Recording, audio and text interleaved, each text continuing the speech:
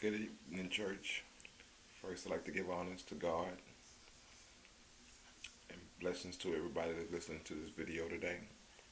Today's lesson is about kindness. We're on chapter 18 now, lesson 18. We're coming from Ephesians 4:32, 1 Thessalonians 5 and 15,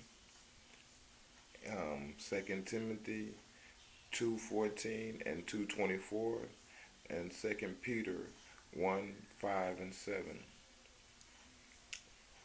Ephesians 4:32. Instead, be kind to each other, tender-hearted, forgiving one another, just as God through Christ has forgiven you. Thessalonians 5:15 says, "See,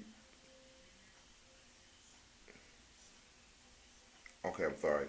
See that no one pays back evil for evil, but always try to be good to each other and to everyone else."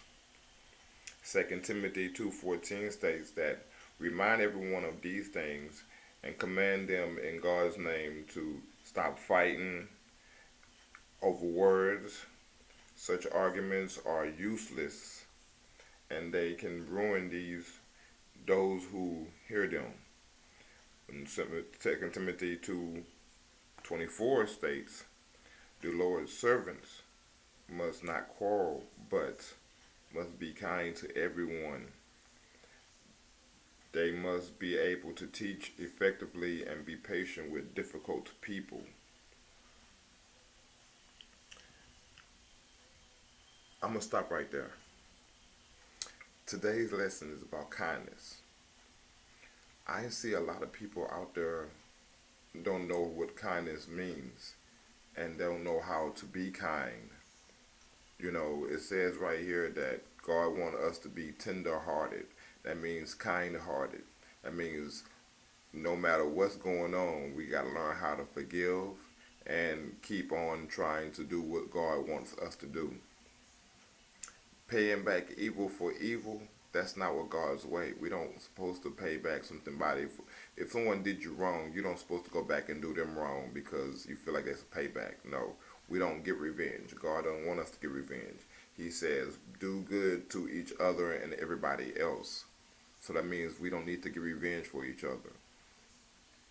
And Second Peter, the first chapter 5 through 7, he states is following. So make every effort to apply these benefits of those promises to your life. In other words, be kind to those so you can have your kindness back to you. Then your faith will produce a life of moral excellence. In other words, you showing your grace and being kind as a Christian, you're going to get your justice dues as a Christian. You know, your faith is grow and you will be able to grow in the spirit. Um, a life of moral excellence leads up to knowing God better. Um, Knowing God leads to self-control. Self-control leads to patience, endurance, and patient endurance leads to godliness. Godliness lets you grow to have genuine love for everyone. So in other words, once you start being patient with yourself and learning what God wants you to know, He gives you the spirit to learn how to love one another no matter what they do to you, no matter how they treat you, no matter how they act towards you. You still will be able to love them. Self-control is what God gives you once you become a Christian, once you become godliness. And self-control is easy to have. All you have to do is just know what God wants you to do and lead, and let Him lead you, and don't you lead yourself. Remember, knowing God leads you to self-control. You see that? So you want to let God lead you so you can be patient and have endurance to be patient, and your endurance will help you grow into the godliness that you need to be. So being kind to others wouldn't be something that you got to do secondhand. It will come as human nature, you know. So for the Christmas season, everybody giving out gifts and everything, remember, Be kind to someone that hasn't have that special someone in their life or don't have anyone, period. Be kind to somebody that needs that kindness. Because remember, God is love and love is kindness.